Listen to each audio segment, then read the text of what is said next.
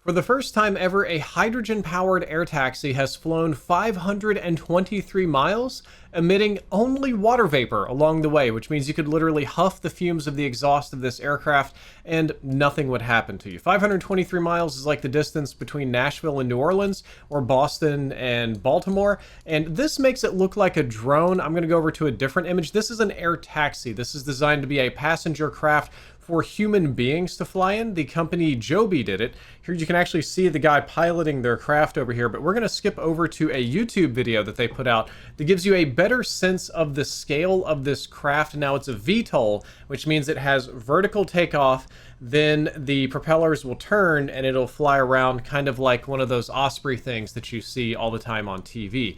Now what's cool about this one is it's designed to carry a couple of people, a direct path from one place to another, like let's say Nashville to New Orleans. Extremely long distance. 500 miles is a very long way. It went a little bit under 200 miles an hour, so it'd be a 1 or 2 hour trip. And honestly, this just looks very cool. And the most insane thing about it is it doesn't pollute, not in the traditional sense. We have to pollute some to create hydrogen. Hydrogen's not a completely clean energy source, but it is a very clean energy source. It's a very nice energy source. You can see this thing's going full, getting ready to land again. The company that did this has actually been buying up other hydrogen aircraft companies in order to make use of their technology or their existing infrastructure and stuff like that.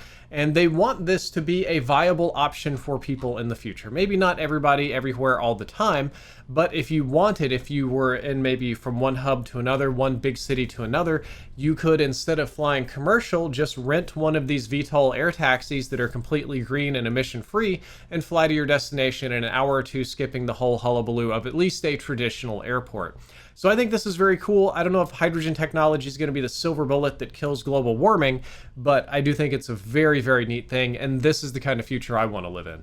Alabama has been doing its very best to make libraries illegal just in general, this time reintroducing a bill to their legislative body to arrest librarians, and it's very likely to pass the 2025 session. It has 49 co-sponsors, which is the majority of the House, including the Speaker of the House, and basically it's a bill that allows librarians to personally face criminal liability if a minor accesses a book on their shelves that the community deems is inappropriate.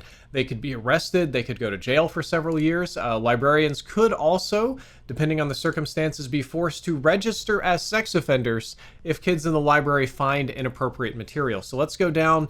It's House Bill 4, primarily sponsored by Representative Arnold Mooney, but has a total of 49 co-sponsors, including the Speaker of the House, Nathaniel Ledbetter, a variety of other influential Republicans. Nearly half the House has signed on as a co-sponsor, which means that during the next legislative session, it is very likely to get passed and sent to the governor, who is very likely to sign it into law. And the Alabama Political Reporter here has the best summary of this right here in their first opinionated statement, which is 50 Alabama lawmakers want to throw Alabama librarians in jail for daring to shelve books that challenge their worldviews, which is exactly what's going on here. As they say, it's right out of the Project 2025 playbook, basically criminalizing the material in the library based on a vaguely defined definition of obscene literature. This very heavily targets gay people and books about racial justice.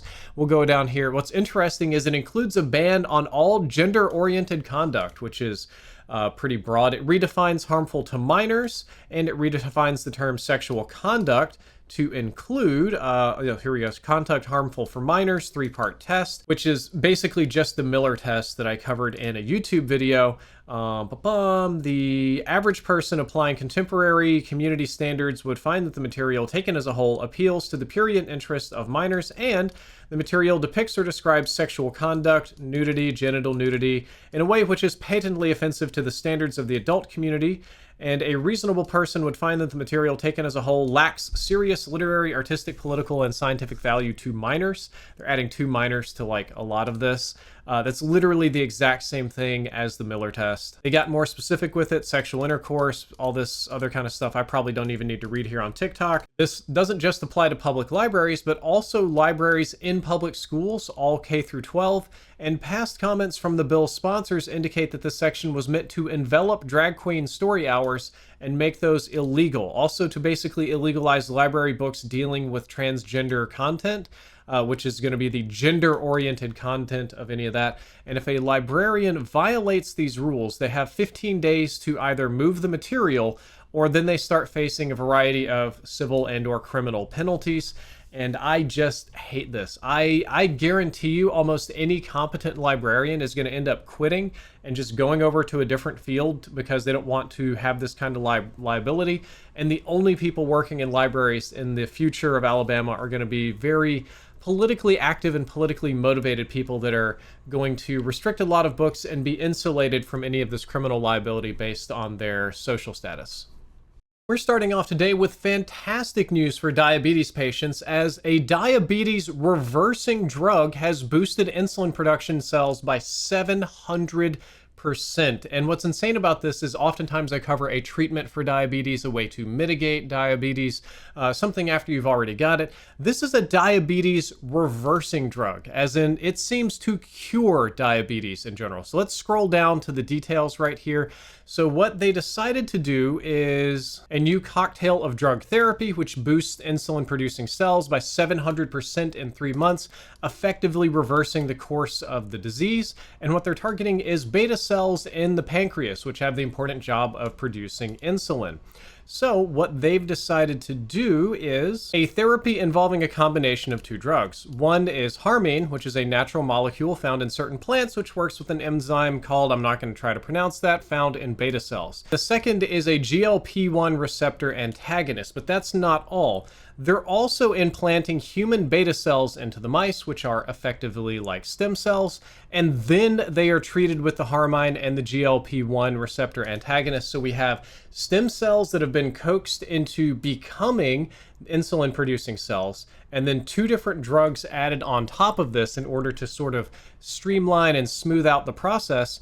And what they found is that signs of diabetes reversed very quickly and stayed that way even a month after stopping treatment.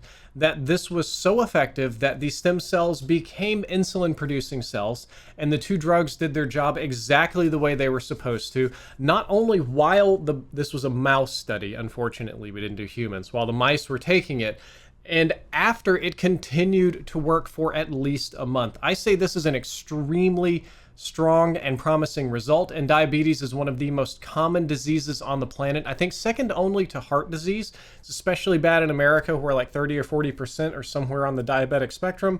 And if we can invent a drug, or should I say a drug therapy, which is just stem cells and a few common drugs that we already use, to effectively cure diabetes, I think that's extremely, extremely valuable for the future of humanity. That means we can eat as much sugar as we want in the future. Yay! A new quantum computer has shattered all records and breaks Google's previous quantum supremacy record by 100-fold, or literally 2 orders of magnitude better than the fastest computer that Google could possibly build, at least the fastest quantum computer. And as the tagline on TechSpot says, yes, we've truly entered an area where classical supercomputers simply cannot compete. And the cool thing about this particular chip, which we're about to get into here as soon as this video is done, is that its level of accuracy is extremely high, or more specifically, its level of quantum decoherence is very, very low. They came up with some novel ways to protect the quantum information so that the error rate for the chip is decades ahead of its time. So I'm going to go ahead and put a pause on this cute little graphic, and let's scroll down to the details. So Google Sycamore was the one that previously held the quantum computing record by completing a task in 200 seconds that would have taken a classical supercomputer about 10,000 years to finish. It was specifically designed to test the quantum computer. However, there's a new one called an H21 computer, and that one is from a company called Quantum, which, as you can see, has to use here. And they ran multiple experiments on the computer between January and June 2024, and they claim it has an error correction performance threshold that many experts believed were years away. So the study just got published. It's not peer-reviewed yet. The study is not peer-reviewed, so please keep that in mind.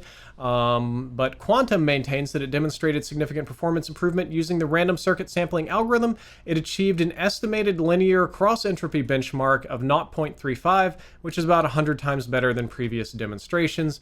And you can see some of this reflected here in the graph. So let's go ahead and scroll down.